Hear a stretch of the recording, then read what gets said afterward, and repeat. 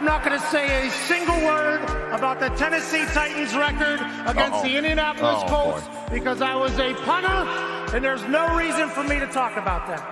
With that being said, we did not punt much against the Tennessee Titans, so you probably have no clue who I am to begin. Look, I'm unstoppable. Forget your defense, nothing but an obstacle. Run it back, switch it up, calling audible.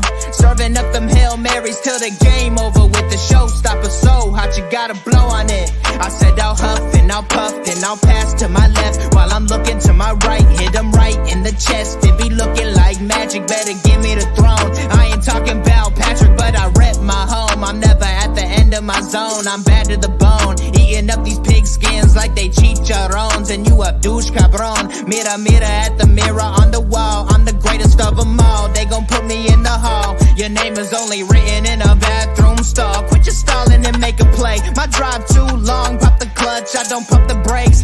I know what it takes to gain the muscle, get rugged. These butterfingers be fumbling. Squash the scrimmage and rub it in Robitussin. How I give them concussion. They seeing double, they rushing and pass the shovel. The dirt and rubble, I bury them under it. Stay in your huddle and get 10 yards back. Never turn your back. I'ma pull your flag. I go full contact. Out punch, out kick like a shotgun. What's going on, guys? We're back with another episode of Horseshoe podcast. And yeah, guys, how we feeling after the aftermath of the game on Sunday? That's how we feeling. We all feeling like now we're good now. Yeah, it only took us a couple of days to get over this game and how the outcome was. You know, losing by 3 and had opportunity. I feel like I had opportunity to win the game, but guess what, guys? I got to go ahead and start with this. The curse continues. That's the name of the episode. The curse continues. But before we get to this episode, in the title of the episode, in the reaction of the game, we want to start out with our thoughts and prayers for the ones that be impacted with Hurricane Milton. I think it's touching down tomorrow. I'm not sure the time, but I think it got the update saying that it's now a Category 5 hurricane that will be touching down to I think the bottom half of Florida. So we want to send our thoughts and prayers to everyone that be impacted in that storm. That's in the area of the storm. So we want to send our prayers out to them. Anyone of y'all want to say anything? Prayers for that entire city, that entire state. Please be safe. Please stay in contact with your families. Anybody that I know down there, contact me. Please let me know you're okay. You know, to have that happen back to back, that's very unfortunate, circumstantial, and just prayers and everything for those people down there. Yes, sir. What about you, Austin? Anything before we move on? And just definitely just praying for everybody, praying for safety, praying for everybody's homes. You know, it's always devastating. Can't do anything about it, and you just hope it doesn't destroy everything that you own. You know. Yeah, just understand that the things that are material, you can get that back. Please, be safe. Choose your safety over material. So don't try to take everything you have. Just you take you and your family can be in safety. So we want to start out the show with that before we get into our next thing, which is the Fan Battle Network. You can catch all of our articles. You can check out merch. We got a merch on the fanbattlesports.com. Check out the merch. Check out the articles.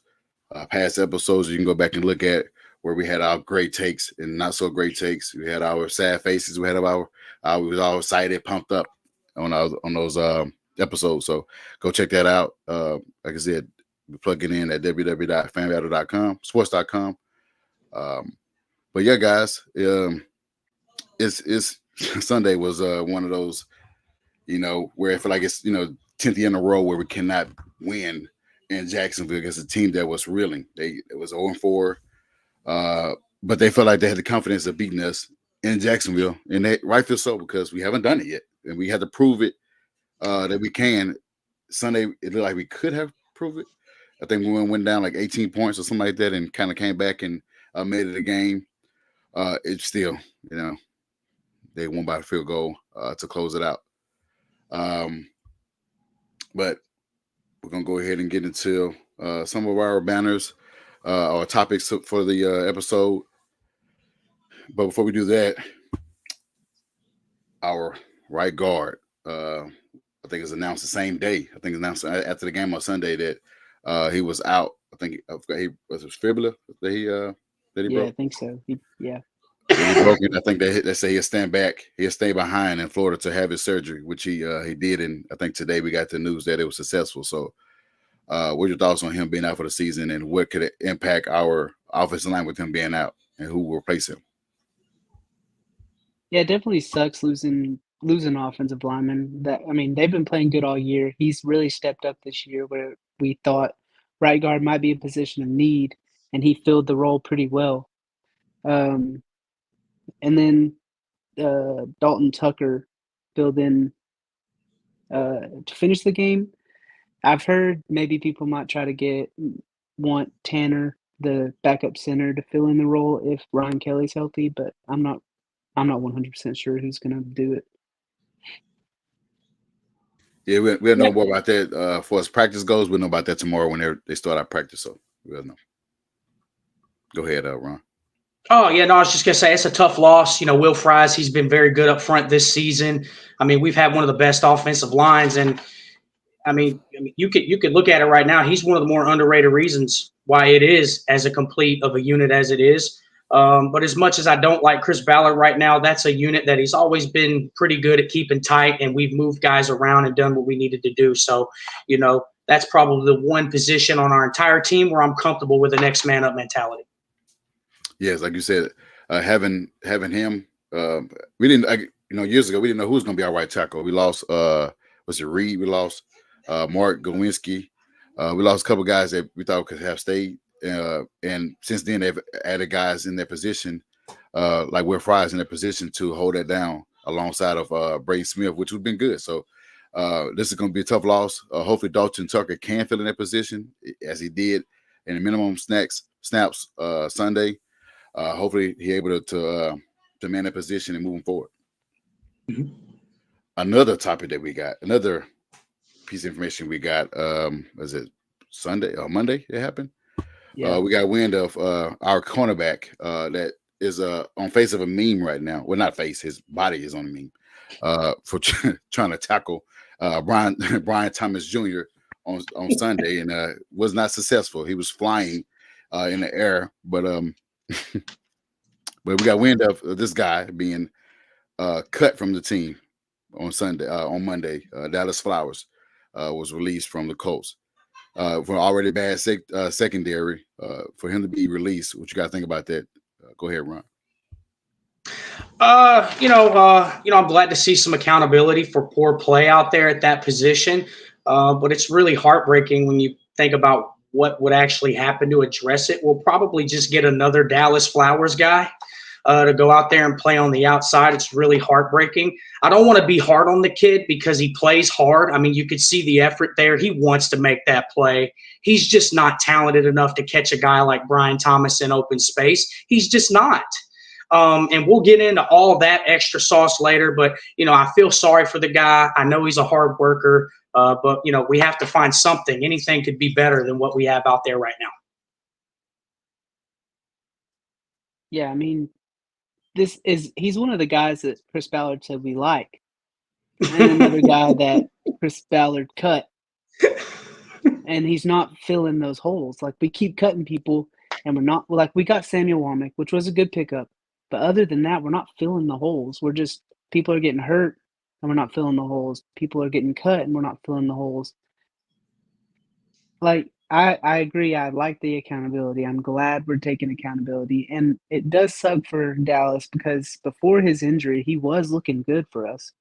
But it's unfortunate that the Achilles held him back, and maybe he'll get another chance somewhere else. But I just hope we do something because I don't think David Long Jr. is going to do anything either. Like Ron said, it's another guy that's a Dallas Flower replacement or a fill-in.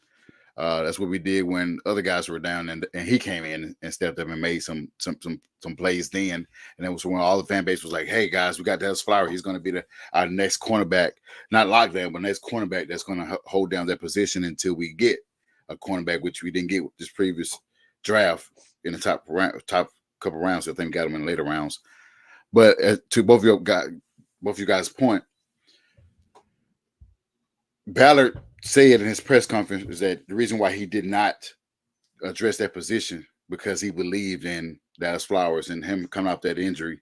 And we are 5 games in, and you ought to release him after his performance on Sunday. I don't know if it was just performance on Sunday or if it was just collective performance for the past 5 weeks.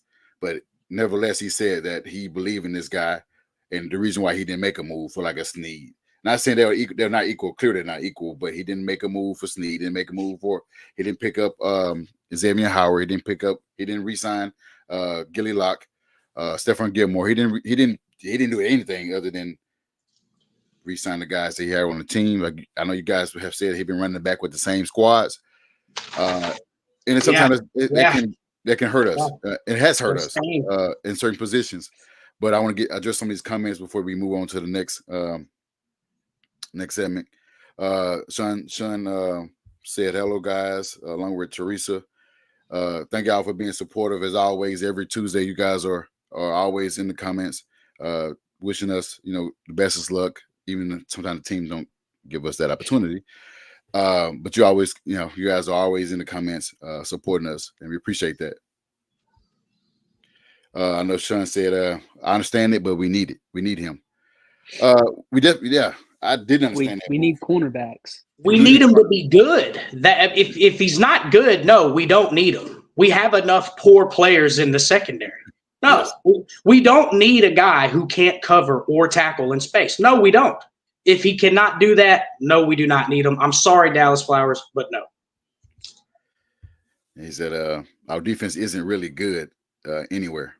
Linebackers is really disappointing us, even though EJ is leading. I think he's probably in the top 5 in tackles. Just not good as a group, as a unit. Our defense is not as good as we thought or was hoping to be in the offseason, with be thinking that, hey, just having Latu will help. I don't think, I know he's a rookie and I'm not hard on him at all. You guys know that I'm a big fan of Latu. So I'm hoping he's, whatever funk he's in, he can get out of it. And I'm not depending on him to be our savior. I know we lost Pay, lost Lewis, and just relying on Latu. Buckner's not there either. Your best player up front, your 2 best players are not there Sunday. Is what it is. Is what it is, though. So it's tough. They got a couple more comments, and then we'll move on to Blue Nation said, I hope this is it for. Yeah, we definitely talk about that later on in the show, that we hope this is the last season because he's pathetic. And I want to, that's my nice way of saying that. I had other things to say on Sunday and Monday, and I'm glad you guys can't see them. So, I did have some other things to say. But let's talk about this here, man. This old guy here, this guy that, took the Browns to the playoffs last year. And a lot of people have said that, this guy's going to be week 1 starter, and, we don't know if they were trolling or possibly they knew something that we didn't know. But the guy stepped in for the past 2 weeks. Got us the victory last week against the Steelers, which I'm very proud of because I hate that team. And had opportunity to win this game. And a guy went out and had over 300 passing yards and 3 touchdowns, no turnovers. What do you think about his performance on Sunday with the chance of winning that game? It's just our defense let us down. I mean, like you said, he came in and stepped in, played well. The first drive was incredible. Perfect. And then we slowed down a little bit, but then we ended the game, finally targeted out Pierce. But I mean, he looked good the whole game. Just, you don't really expect that from a 39-year-old coming off the bench, and he continues to do it every year now. Yeah. What you got on that? What's your take on that? I mean, look, Joe Flacco is a guy I've liked his entire career. And if you actually, you can fact check it. Joe Flacco has played good in big games. So he's a guy that knows what it takes to get the job done. He knows about playing the game smart. Just take what's given to you. Play on time. These are things that are very undervalued in veteran quarterbacks today. guys that play within the offense, take what's given to them, play on time. You got to know what the protection is, get the ball out of your hands. Joe Flacco is just a great backup quarterback. There's probably not a better one in the league. He played phenomenal in this game. You can't really think of too many mistakes or bad throws that he made in this game against the Jaguars. I mean, he did everything you could do to help a football team win a game. Unfortunately, it just didn't go our way. But Joe Flacco's been a great pickup, a lot of people made fun of. And I think Shane Steichen had a huge say in bringing him in here because that's a guy who, even as old as he is, he still has some arm talent and can make some throws. And Joe Flacco knows how to use his pocket and do those veteran quarterback things. So I think he knew that was a guy he could work with, given if the circumstances brought it up. And unfortunately, Anthony didn't play. And good job by Joe Flacco. Very disappointed how he played that we didn't win. Yeah, you definitely didn't want to waste a performance like that. A performance of the ages. I think he set up some type of record, touchdowns. He was phenomenal. I mean, like you said, you thought the game. People might be calling us wanting Joe Flacco with how good he's played. Like a team like a Miami, you think if Tua can't come back, you think Miami wouldn't pick up the phone and say, "Man, give me Joe Flacco." Even now, they want to trade for Bryce Young. No, give me Joe Flacco with Tyreek Hill, Jalen Waddle, and all those guys. Like Joe Flacco needs to chill out. Well, I was going to add to that point. To your point, Shane Steichen had an interview yesterday, and pretty much saying that AR is the quarterback if he's healthy, when healthy. So it goes to see does other teams want to get a trade for Joe Flacco, because I mean he's going to be on the bench for the rest of the season if AR is healthy for the rest of the season. So I mean right now I guess we'll see if teams are interested in making a move for him. I doubt they trade him because he's a veteran guy and can teach his young quarterback to do things that what he did on Sunday. Like I said, in the pocket, he didn't. Of course, he did run for 21 yards, which I was like, get your ass down. But but it got some first down. I mean, and the guy was slinging it. He said slinging it downfield. You want to say dotted up? He did dot up the Jacksonville Jaguars, and we did see a second half Alec Pierce where he was, it felt like he was always open because he kept torching whoever that was guarding him, defending him on that field on Sunday. It was like I said, Burnt Toast was guarding him. Who was it? Burnt Toast. Whoever was that's guarding him, yeah, like you said, Burnt Toast, because he could not defend him. And I think he had an excellent catch. I think where his left hand, he tapped it into his arm to secure the catch. That was crazy. I mean, it looked like Dallas Flowers were playing for both teams yesterday. I mean, Alec Pierce was cooking. He was cooking. He's getting behind them. They couldn't do anything about it. He's a lot faster when he gets up to full speed than you think. He really is. Speaking of Alec continues to play well, guys. I think he's leading our team in yards right now, and I think in touchdowns as well, as far as receiver goes. And he is doing an excellent job to earn his paycheck. Because I've been very critical of this guy for the past 3 years. This is what I've been wanting to see. I've seen him play in Cincinnati against Alabama, and I guess he got locked down and they didn't win. But we ain't talk about that. We're not gonna talk about that or anything else got to do with Alabama. Andy. Anchor down. Anchor down. Hold up. Hold on. The goalpost is still downtown. No, they got out the ocean. They got out the ocean. The fire department got it out. Well, we're gonna talk about that. But we've been waiting to see this guy perform at this level, and he's doing it in 4 games this year. He did, because I think he didn't have a good game last week, but he's doing it in 4 games this year. What do you guys think about him emerging in this offense and being another part for this offense that can help us win more games going forward? Go ahead, Ron. Me? Okay. Well, I mean, look, Alec Pierce, I mean, he's been on our radar. We've obviously needed more from him in the last couple of seasons. I'll give Austin some flowers here. I mean, he was missed last year on some throws by Minshew. And that's another reason why I think we decided to go with Joe Flacco. I mean, when there's opportunities to be had down the field, you want those. I mean, no matter how methodical you want to be on offense, you want to be able to hit on these big plays. And What I do like that I'm seeing from Alec Pierce this year is that he's doing a much better job of finding the soft spots and the holes in these zones, and he's taking his route where it needs to go in response to these holes in these zones. I mean, people are saying he just runs a go route. He ran a cross route, a deep cross route for that touchdown. That's not a go route. That's a deep crosser. He found the soft spot in the zone. Joe Flacco knew where the spot of the ball needed to be. He made a great throw. And then Alec Pierce outran the defense. I'm not saying this guy's going to be the next Jordy Nelson or anything like that, but with the guys we have around him, you could expect to see a lot of big plays from him this season. I think so. And you've already seen it thus far. Yeah, I said it. We just needed a quarterback that could throw it down the field for him to really show his full potential. And he's showed it this year, and he's earning his contract because it is a contract year, like you said. I like Alec Pierce. I've liked him since he came from Cincinnati. And I was really hoping he would show us what he could do, and I'm glad he's finally doing it this year. I definitely agree. I definitely agree with what you're saying. Both of you guys are saying having him, because for the last maybe 10 or more years, we relied on one receiver, which was T.Y. Hilton. He had no help.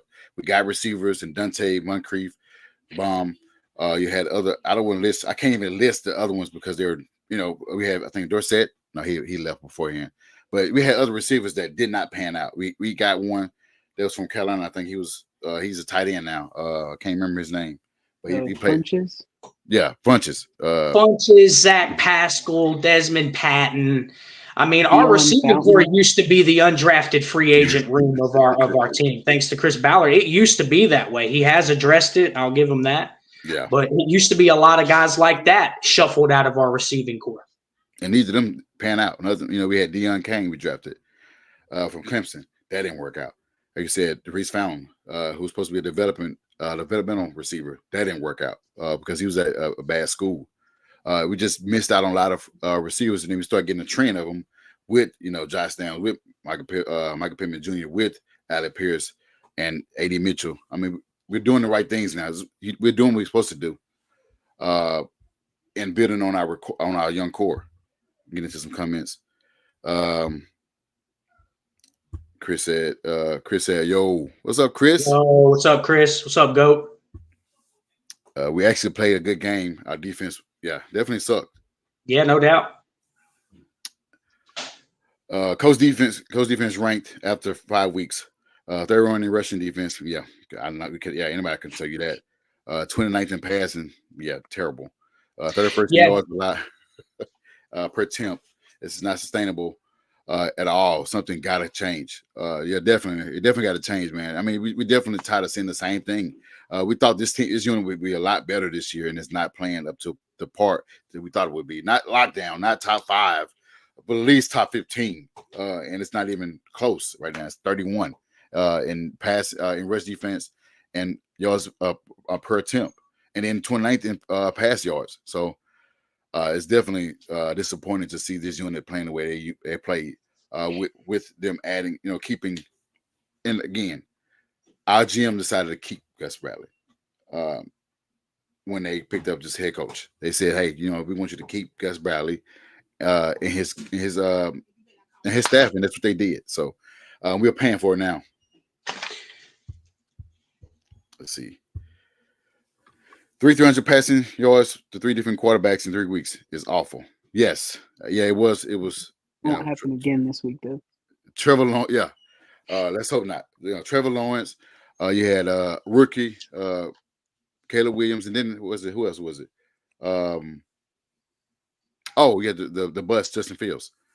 That's definitely terrible. So those 3 guys. Definitely it's painful to see 3 guys throw 300 yards in 3 different games, even though we won 2 of them out of 3. Who we got to replace Fries at right guard? I think it said Dalton Tucker is the guy that we're going to fill those spots. That's what I think. Yeah. You think? Okay. We'll know more at the end of the week who will replace. We're just assuming or predicting that he will fill in those roles because it could be the backup center that Tanner that could fill those positions. So Yeah, we'll see. yeah. The status of Kelly will probably determine a little bit of what we're going to do there. If he's ready to go, we got options. So you kind of want to wait to see what those options are. Yeah. Yeah, I agree, Sean. He did play well, and we wasted his performance by the defense. Who I was hoping that they didn't drive down the field with 2 minutes, and they did. Trevor Lawrence he made enough plays to get his team down the field in position to win the game, and that's what happened. I was hoping that didn't happen, but you got to see the outcome of that. Flacco had like 44 attempts, and we lost. Yeah, definitely. Which I don't agree with that many attempts. That's a lot of attempts for a guy that's 39 years old. I didn't want it to be with AR after having having a shoulder injury. So I definitely wanted for a guy that's 39 to throw the ball 40 sometimes, as Kirk Cousins did last week, threw the ball 58 times. So let's say reach. He did. I don't know. It was 18 miles. It might have been 16 miles. Or 15, because he was, but I mean, he had open field. Why not take that open, take the opportunity to get a first down for your team? Because nobody saw that coming. Nobody was stopping it. The same with, you guys remember when Matt Ryan did that against the Raiders. He ran for 32 yards, and I was like, if it's open, go ahead, but get down as soon as possible, because we already got a. Yeah. Don't take a hit, please. Yeah, don't take a hit, because we got issues already at quarterback, and we don't need to see. We don't need to see Sam Ehlinger in a game, especially down to your third quarterback. Man, I love that he's proving me right. Yeah, Flacco is proving a lot of people right. You're talking about him or Alec Pierce, Sean? I think he said that whenever we were talking about Alec Pierce. Yes, he is. I love the same thing. I've been critical, and he's proven me, proven me wrong. Hey, man, as a fan, that's what you want. If you're going to be critical of somebody, you want to be wrong. Otherwise, why do you love your team? You don't want to kill these guys. I love Dallas Flowers, but, it is what it is. He didn't prove us wrong. He proved us right. Blue Nation, we get into that conversation in a little bit on who we think should be the DC next year. There wasn't a run game. I said this when JT was not there, that we was going to suffer at run game. I had no faith in Trey Sermons or Tyler Goodson. They had some good plays, but we pretty much threw the ball a whole lot because our run game could not get going. And I knew that we were paid on that. So having JT was definitely missed on Sunday. Definitely. For sure. But this is a topic that everybody wants to talk about from Sunday, and it's rightfully so, and it's deserving. But I'll go ahead and ask you guys, should we dismiss Gus Bradley from this team? Pretty much send him to the XFL if he can. Go ahead, Austin. Well, if you go back to Augustin Ramirez's comment, that should tell you all you need to know.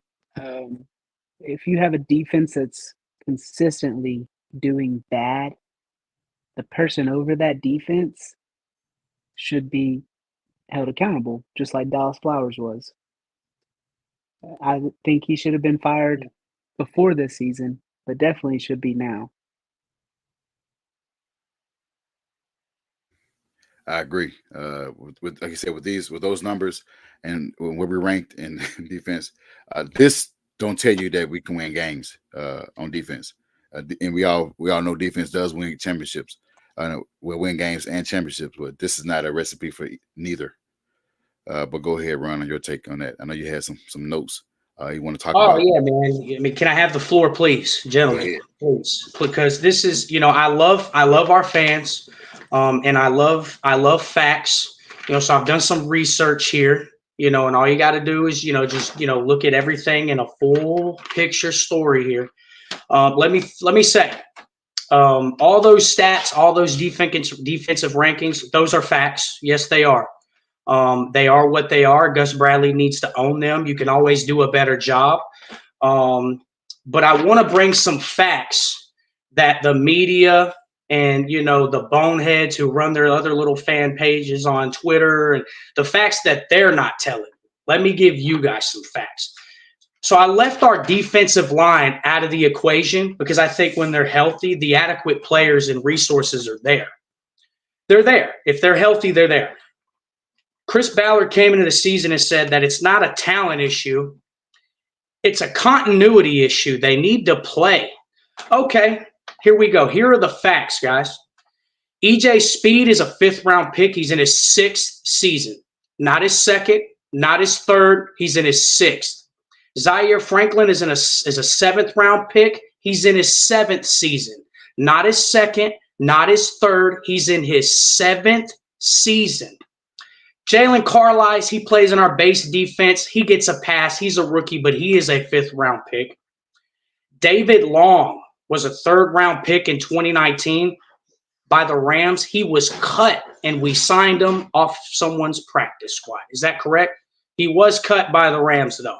Samuel Womack was a 5th-round pick 3 years ago by the 49ers. We picked him up off their waiver wire.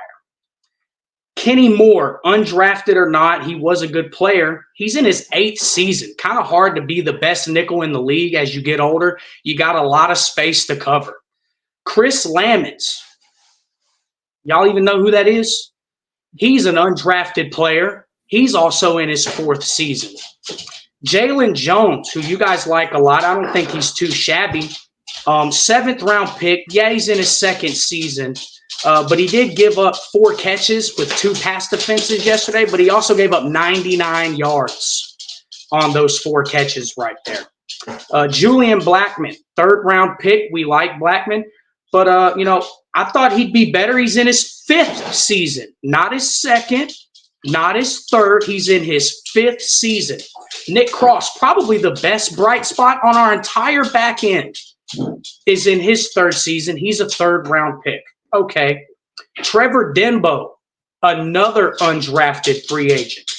Seguin Olubi, another undrafted player. And then Grant Stewart, another 7th-round draft pick who's been in the league for several seasons.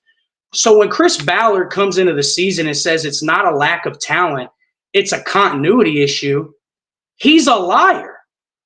All these players have been here with us for all these years, and you want to tell me that the reason is that they just need to play more? They need to play more. So all these players who were picked late in the draft, who might not make somebody else's roster, some of them didn't. That's why they're here. So, but it's not because we don't have enough talent. How? I can't make sense of it. I would take our defensive unit as a whole that we had under Eberflus over this unit any day of the week. I would. From a roster perspective, it was better. Bradley needs to do better, but how much more do you want him to do with less? Chris Ballard came in and said corner's the hardest position to play in the NFL. Well, why we got 7th-round and undrafted guys playing it? The hardest position to play, and you got the least talented guys out there? The least. Not mid, not, they kind of slipped in the draft. Maybe the production wasn't there. Maybe he was young. No, these are guys who are at the bottom of the pile. I would say Juju was like the 2nd, 3rd-round pick, but he's hurt. Yeah. He's hurt. Yeah. He's irrelevant. He's not playing. He's hurt. What did he play last year? Like 9 games? He's been hurt. Yeah. He drafted him high, and like you said, been hurt. He hasn't been consistently on the field. That's our defense. I'm just saying, I know you guys said, well, we thought it would be a better unit. I didn't. I thought the front 4 would be good. That's it. And Terrell said, that's pretty much excuses. What are you saying for us, those guys? It's not excuses, it's facts. Those are just the facts. Same as the numbers. The numbers are also facts, but these are the players that you have out there giving up those numbers. It's just facts. It's okay to say 2 things are true. Maybe Gus Bradley isn't good, but I don't know a lot of good defenses that don't have good players. So both, like you said, both things can be true. Having those players on your defense, it's underperforming, and having a DC that's old school. We thought, a lot of us, I know a guy, one of the Colts fans that I talked to earlier today, he mentioned how a lot of us was excited to have Gus Bradley because what he did with Seattle back in the day, but he could never recreate that with Indy. We do have the tall corners for him. It's just not a good unit right now. It's not a good unit, and it hasn't been good. It had some moments, it had good spots. Jalen Jones had a nice game against the Bears where he had 2 interceptions, and he played well against, I think, Steelers as well. No, he didn't. George kind of beat him pretty bad, but we're not going to talk about that. It's disappointing. It's definitely disappointing. I get everybody's point on that. I get all the comments, from Tyrell. Let me at least answer the question too. If this defense doesn't show any signs of life as the season goes on, yes, you fire Bradley, but he better get ready to pack his bags, because when I look at this roster, this isn't excuses. These are facts. These aren't great players. They're not. And a lot of people said that it could be a scapegoat for Ballard, using him as the scapegoat to say that he didn't coach well with the guys that he drafted, and use him as a scapegoat and fire him, and he keep his job. So that could be a thing that we can look for going forward. But speaking of the comment that was made, I'll go back to that comment by Blue Nation. He asked, so which defensive coordinator will you want next season?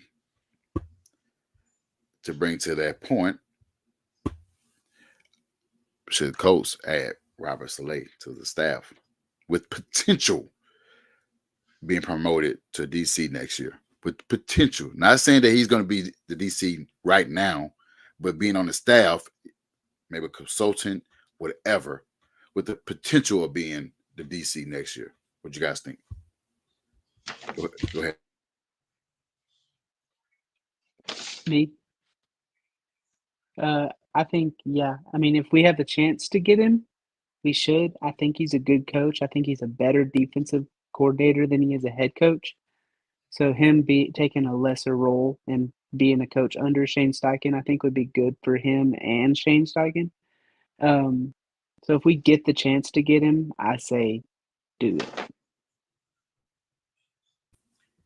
I don't know how you feel, Ryan, but go ahead. Well, I mean, look, let's be honest. Robert Saleh, if he's going to take a job here, it's not going to be midseason. Not with these players. Why?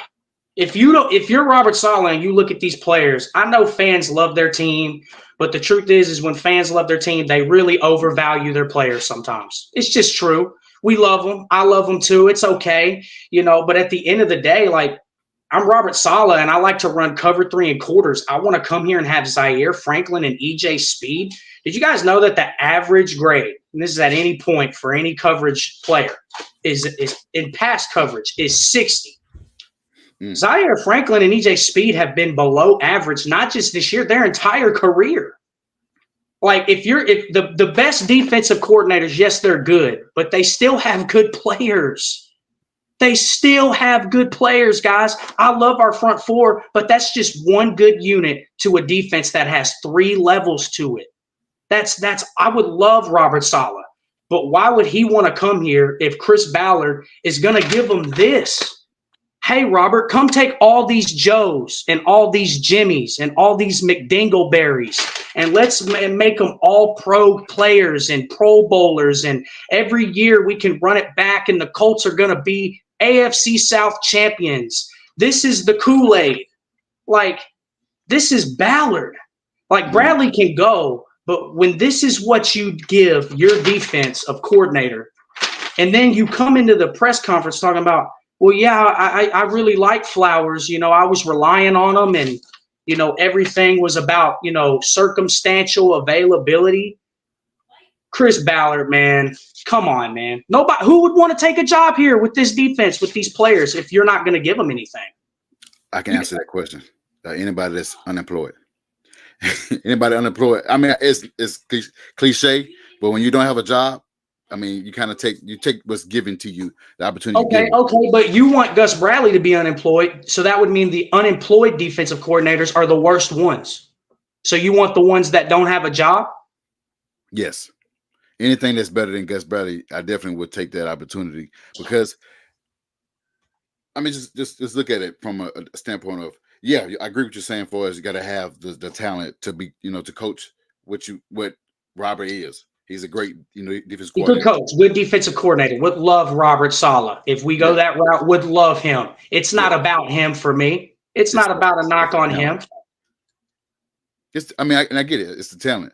But what we have, do you think that Robert can get the most out of EJ? Can get the most out of, because he's really good at his linebackers and D line, but get the most out of Zaire Franklin. Zaire Franklin been in the league 7 years. You said EJ been in the league 6 years, but also get the guys on your front. Buckner, who you just paid, Grover, you just paid. Get the most out of Latu. Get the most out of Kwity Paye, who's up for a contract. He's in the contract year and he's hurt. Get the most out of his front and his linebacker. That's his knack. That's what he's known to do. A lot. Same with D'Amico Ryans. We don't know what Gus has been because he went to be a head coach of Jacksonville. His defense was good, but since then he went to the Chargers where defense was okay. It wasn't and it wasn't like the top in his previous stops, but it was okay with the Chargers. But we did take a chance on him because Matt Eberflus took a job with the Bears, so we needed another DC. But just moving forward, this defense is not going to ever get better. I know you need talent to play. You need the talent to be coachable, to go along with your DC or your OC or your head coach.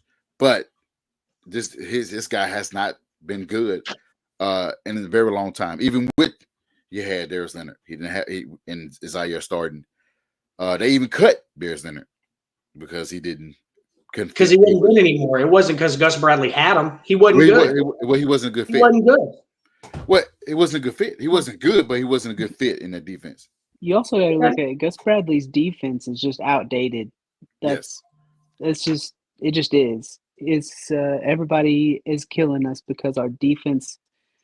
You can say the players, but you can also say the game plan is just not there. And Gus Bradley doesn't pivot. He sticks to his guns no matter if it's working or not.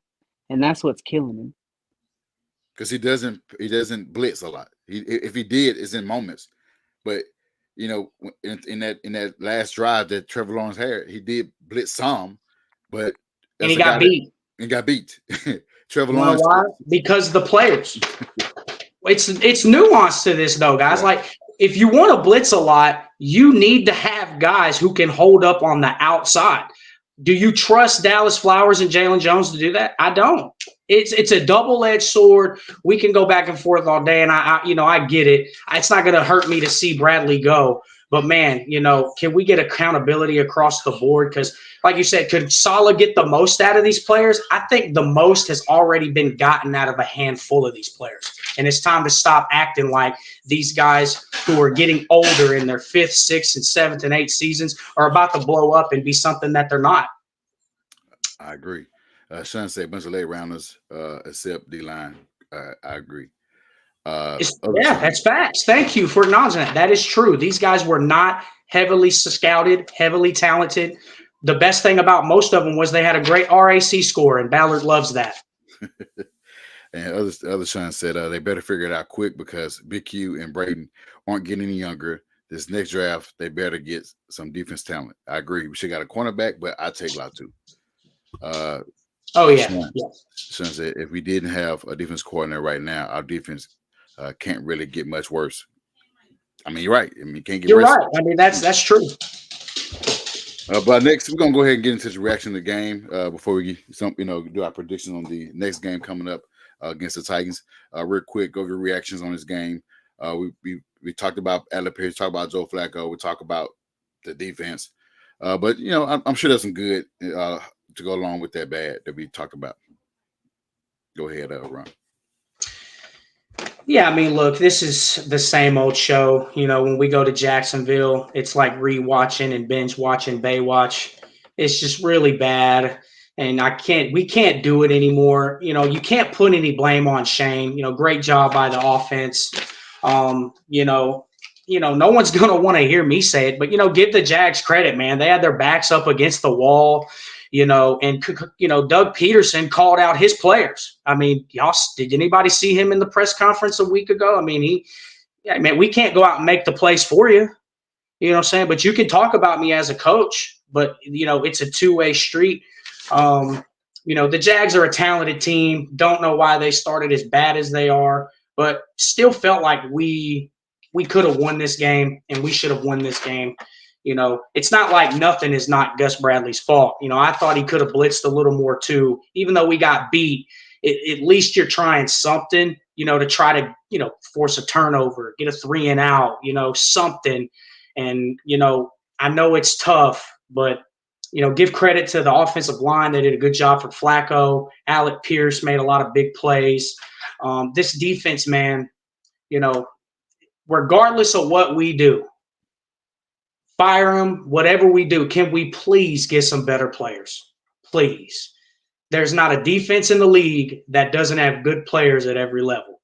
And then I look at Dallas Flowers, Jalen Jones, those 4 catches for 99 yards. Nobody's going to talk about that. They're going to wait for him to have a great game and show you his grade for the week and talk about how awesome he is. But he was doo-doo water yesterday. I mean, every catch went for a lot. It's just got to get better. Gus Bradley's got to do something. If he doesn't do nothing, sure, everybody will get their wish because this was a really bad defensive performance. Regardless how talented the Jags are, too many big plays. Too many big plays. I agree. From passing and run game, you had Tank Bisbee for a guy that was a backup. I think he had a big play. It was one big play. Other than that, I thought we did okay. But still, when you're giving up big plays in the passing game, you sure as hell can't give one up in the run game. So, which, like you said, which was solid because they stopped, Travis, who is the starter. So, you let a backup guy come in and, like you said, had that big play for that touchdown. It just makes things, anything that went wrong did go wrong. Like you said, in the passing game, we did okay in the passing game, pass defense at first. Christian Kirk started going off, along with Brian Thomas Jr., who's a rookie. And I give him credit because he's a talented receiver, but it just seemed like we just could not stop him and could not. And then once he did get limited, then you got Christian Kirk going off. So go ahead. My bad. Also, I got kind of. No, you're good. Go ahead. Man, it's accurate. Yeah, we've already covered most of this game. Josh Downs had a good game. I'm glad he's back and healthy. He's only going to get better. He's still super young, so it's exciting to see him continue to grow. Hopefully, Michael Pittman keeps growing. He had the touchdown. Mo Alley Cox had a touchdown. That was big. Great catch by him. And then he had one that he was a little overthrown, but I think he could have got it. I don't know. But yeah, I mean, our defensive line was hurt, but only got one pressure the whole game, and can't do that. You can't do that against a guy like Trevor, even though he's not having a good year this year. If you're not getting pressure, he's gonna make good throws. He's not a trash quarterback if he has time. But I think we should have won this game. Sucks we didn't, but on to the next one. Yeah, I get my take on it, real quick. And both of you guys had excellent points on that. On which also, what I did see something I didn't like from a receiver, as tall as he is. A.D. Mitchell shying away from contact. He had throws where it might have been, too far out, but he was like, I don't want that. And I didn't like that. He's playing scared, and he's got to get out of that if he's going to make it in the NFL. We've seen Michael Pittman Jr. get tackled in his neck, and he still got up. We've seen him helmet come off against the Ravens last year, and he still got up. Mm-hmm. That's what your receiver does. I'm not talking bad about Eddie Mitchell. He makes some good plays. He will continue making them down the line in his career. But being scared to make to get tackled, you're going to get tackled. You play a physical sports. When the ball is in your direction, make that play. And he went out of bounds and stuff like that. All that things. I know he's a rookie, probably trying to just stay healthy, but you can't play scared, man. When you play a physical sport, man, you sign a contract saying that you're going to do these things. You're going to put your body on the line for your teammates, for your coaches, and for the organization. And he didn't do that Sunday because he was too scared to get hit. And I understand that as well too. A young guy, his first time being in the NFL, but he's a professional. You got to make those plays when they're available to you because You might not get that. You might not get those targets again next week. You might not get them for the next 2 weeks because of that. Yeah, I mean, we have Michael Pittman, Alec Pierce, Josh Downs. They're all making plays, and he's out here playing scared. Yeah. Ashton Doolin's made plays this year. Yeah. I mean, he's got to make plays if he wants the opportunities. I agree.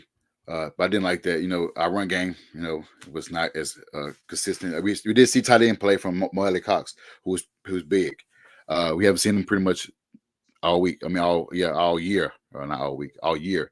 And for him to step up, his whole career, yeah. That's a better thing too. Well, we're not gonna get into that.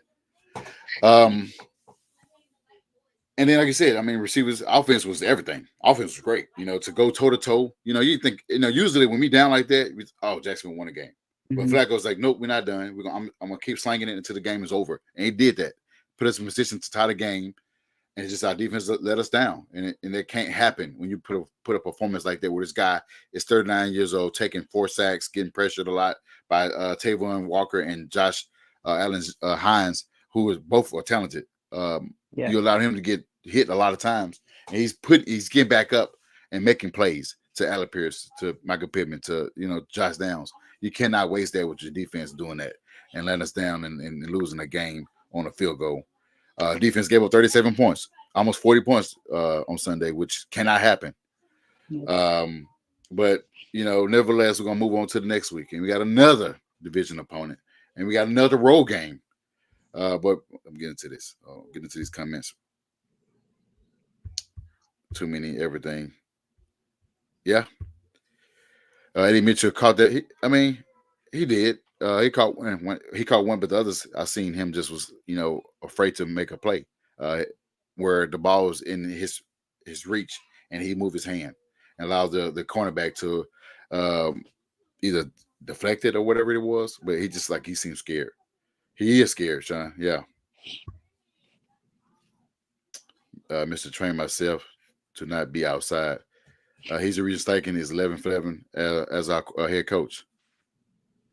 I don't know. What does that mean? Gus. I think he's talking about Gus. Gus Bradley. He's recent Shane 11 for 11. That's what I assume he's talking about. That's his record. That ain't his record. Yeah. Even if it is, it's only his second season. I mean, what does that mean? Oh, yeah. So, yeah, it is a record because, we won 9 games last year and won 2 this year. So, yeah, he is 11. He is the reason. Well, not all of it, but, it could be part of the reason because last year we had some defense collapse. So, yeah, Shane Steichen record would have been a lot better last year. But, I contributed one of those games last year to Shane Steichen when he put in Goodson and had that quarterback who didn't throw the ball correctly to his receiver, even though you're supposed to catch that. I do give some of that on Shane Steichen as well as Gus Bradley. No coach is perfect, man. No coach is perfect. Shane has done a lot with a lot less at times in his tenure here. I have nothing to be concerned about with an 11-11 record. I mean, it's almost as if people forget football's a team game. There's coaches, there's a GM, there's players. Everything has to kind of go your way. We disagree. I don't believe Gus Bradley's the sole reason why our defense stinks. I think Ballard put a bad team out there. And he's really the guy that we need to kick out the door, in my opinion. Shane Steichen had a backup quarterback with some injuries last year across the board, just little nagging ones, but he did well. And so far this year, it's not like it's all been bad. Anthony Richardson's been inconsistent, and he's already missed 2 games. And even then, we've still had good moments, and we've put up big plays and some decent numbers. I don't really know if that's supposed to be about Gus Bradley or if it's, we're hangering around mediocrity, but Shane ain't been here forever. He's played 22 games and he's 11-11, and there's still the rest of the season to play. So I don't really know how to take. Shane's an excellent coach, and he's not. It was not a Shane thing. It was more so Gus. There's nothing about Shane. It was more so. Yeah, but why post that comment? Let's talk about Chris Ballard's record. He's been here longer than Gus, and I bet his record is not very good. It's worse. He won 1 playoff game and no division title. So in 8 years as a GM of this team. So yeah. Oh, my phone's dying. Damn. Huh? My phone is dying. Uh-oh. Well, let's go ahead and get the predictions before it dies. And if it dies, then it dies. If it dies, it dies. But go ahead, yeah. Colts at Tennessee, week 6, another division opponent, another road game. What are your predictions on this, Austin? Before we get up out of here. Yeah, so hopefully we get AR back. Hopefully JT's back. And maybe some defensive line, maybe Quiddy Pay, maybe Kenny Moore. Hopefully we get a lot of guys back, you know. We got to make Will Levis throw the ball. If he's throwing the ball, he's going to give us the ball at least 3 times. And AR is going to have to, like I said last week, he didn't play, but he needs to just keep that confidence that he had to start the Steelers game and just let it go. If it's deep, if it's short, just hit your guys. I think we win this game. I think it's a bounce back after a bad, tough loss against the Jags. I think I'm going to say 30-20. Ooh. Oh, so we got another back-to-back 30-point game. Impressive. I get Ron's prediction when he get back, if he comes back in. But my prediction is that, I definitely want to lose back-to-back, division games. We already lost 2. We lost, the Texans, and we lost against Jacksonville. I don't think we lose a third one in a row if we want to be a division winner. We can't lose too many of those games. So I got us, winning. I did say, don't want to always say sweep to every team. I want to be realistic. I thought that we would take one out of Jacksonville games and one of the Titans game, not the Titans game, the Texan game. But with the Titans being a bad team with a bad quarterback and just new head coach who probably don't have faith in his quarterback, we're not even sure if he's going to even have Will Levis starting. Maybe Mason Rudolph, which not as good either. I mean, either way. So and it don't have the running threat as we did in the previous weeks. They don't have the rushing threat. I know that they're electrifying receivers. They're not the guy that Derrick Henry was last year in the 8 years or 7 years prior to leaving the division. So I got us winning. It seems like all our games are close. I got us winning maybe 27-24. Winning this game. I don't want to rely on Matt Gay, but if he has to, I think he can make a kick to win this game. Hopefully he does not have to do that, but if it is, I have faith that a guy that we paid $24 million last year. He's got to get back to what he was before. He has to do that. And I got us winning 24-27. We got something got to give. I know that team is reeling. Like I said, the coach does not believe in his star quarterback, the guy that the fans call what they call him, King Levis. King Levis. So this is a game that we got to come back and get those wins. We got to erase those mistakes that we made previous weeks, especially in the Jacksonville game. We got to clean up on those mistakes with defense, get some pressure, stop the run. And I mean, I don't know what's wrong with DeAndre Hopkins. I think he's maybe on a trading block. But you got to defend Kevin Ridley. You defend, Burks is pretty much cooked, but defend Kevin Ridley. Defend who the other guy that got from Cincinnati. What's his Tyler Boyd. Tyler Boyd. Yeah. Defend those guys, and man on man. In offense, we know they got a good defense. They went out and got secondary because they was pretty bad last year. But get your guy, scheme your guys open if you can't get those same plays that we did last year or last week with Alec Pearson, Michael Pittman, and Josh Downs. Get everybody involved in this game. And we're tired of hearing from Titans fans that JT don't run on that team. Get him going no matter how you do it. Don't do the same runs. Get him in open space where he can open up the run game. If it's just in a passing game, allow him to get going to where he's getting those positive yards and he's able to have a good game against this team, because we know that Jeffrey Simmons says nobody runs on the Titans, so we got to prove them wrong, as the Jets did. So winning 27-24, and you got 30-20. Yeah, 30-20. That definitely would be enough to win a game and move forward to the next game after that. But hopefully we're not back on this panel next week saying shoulda, coulda, woulda. Yeah, no, we can't do it. We can't I leave might here. not show up. Son got us 31-28. Colts. So yes. If we show If up, we and show I up, think we will. I think we will we against the have team. to. We have That's to what show up. they were at 1-4, and you know we Yeah, had one a and bet 3. I 1 think and they had 3. a bye week. Yeah, 1-4. They're losing the bye week too, but 1 and 3. With the potential being 1 and 4, we just got to take them serious. We cannot overlook our opponents. We did that with Jacksonville. Them being at home gave them the extra motivation to win that game, and we can't do that to a team that like they's just bad. Not because of the talent. It's just the overall talent. It's the quarterback play. Quarterback play has not been good in Tennessee, and we had to capitalize on that with our bounce back win on Sunday in Tennessee at the Nissan. Yeah, and you're going, right? Yes, I will be there. I better hear you from the TV. I'm going now that everything is, is everything from the Vols and Vandy, all that is going away now. It should be a clean, roads are clear and everything should be good on my way there. Defense will make them look like Pro Bowlers. Man, like you said, yeah, we don't want him. We don't want Will Levis getting confidence back. We want him throwing the ball like Carson Wentz again. And Teresa, good show, guys. The Fireball is kicking my butt. Oh, I love Fireball, Teresa. I wish I had some. Next time we need to meet up and drink some Fireballs together, take some shots, and celebrate a win, not an L. Looking forward to you next week. Yes. But on that note, guys, we're gonna get up out of here. I know Run phone.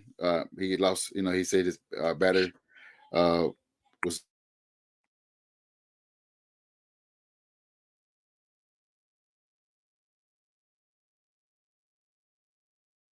Can you hear me? I can't hear you. Oh yeah, I was on mute.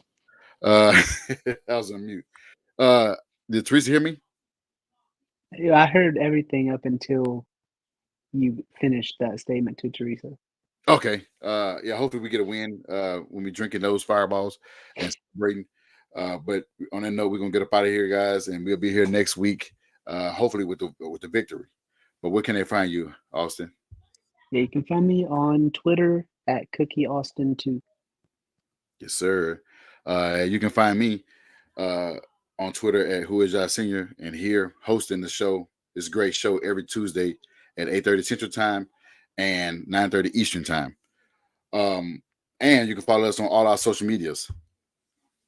All our social medias. You can find us on Twitter at Horseshoe_mob. Likewise with TikTok, Instagram, and even on Facebook, just regular Horseshoe Mob Podcast. You can follow us on all those platforms, and also subscribe to our YouTube channel with Horseshoe Mob. Thank you guys for your continued support. And before we leave out of here, guys, Sam loves Jalen Ramsey. See you guys.